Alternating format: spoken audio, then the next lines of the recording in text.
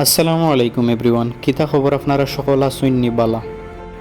বেশ কয়েকজন প্রবাসী বাইয়ে কইছেন সোমবারে গরুর বাজার দেখানির লাগি, তো তারা রিকোয়েস্টে ভিডিও করা বাজারও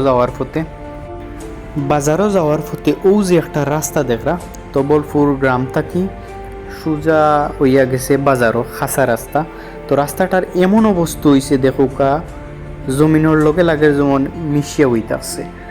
আর বারিশা মাস পুরা আইচ্ছে এখন, আর মেঘ বৃষ্টি তো আপনারা দেখরা রাস্তাটার খুবই অবস্থা খারাপ, দেখার কেউ নাই। সাধারণ জনগণ খুব দুর্ভোগের মাঝে আছে এই রাস্তাটা নিয়ে। আশেপাশে এলাকার গ্রামের অনেক মানুষ এই রাস্তা দিয়া চলাচল করে বাজারও যায়।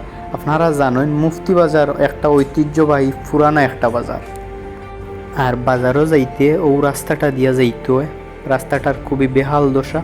আমি আমার বিশ্বনাথর জনপ্রতিনিধি মেম্বারগণ, চেয়ারম্যানগণ, উপজেলা চেয়ারম্যান, এরপরে আমরা এমপি সাহেব সকলের দৃষ্টি আকর্ষণ করলাম গ্রামের ছোটো ছোটো ও যে অবহেলিত রাস্তাগুলো, ও রাস্তাগুলোর দিকে একটু সুনজর দেওকা।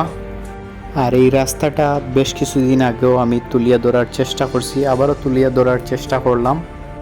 আমি আমার ব্যক্তিগত পক্ষ থাকি, গ্রামবাসীর পক্ষ থাকি, এলাকাবাসীর পক্ষ থাকি জোর দাবি জানাইলাম আমরা এমপি সাহেবের গেছে আপনি একটু সুনজর দৌকা আমরা গ্রাম অঞ্চলের রাস্তার দিকে।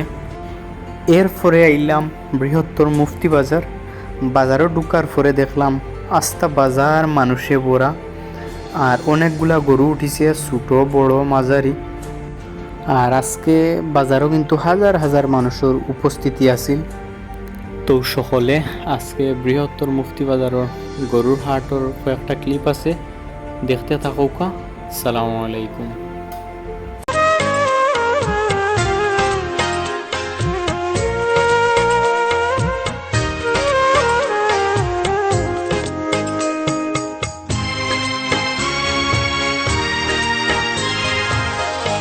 একবার যেতে দে না আমার ছোট্ট সোনার গান, একবার যেতে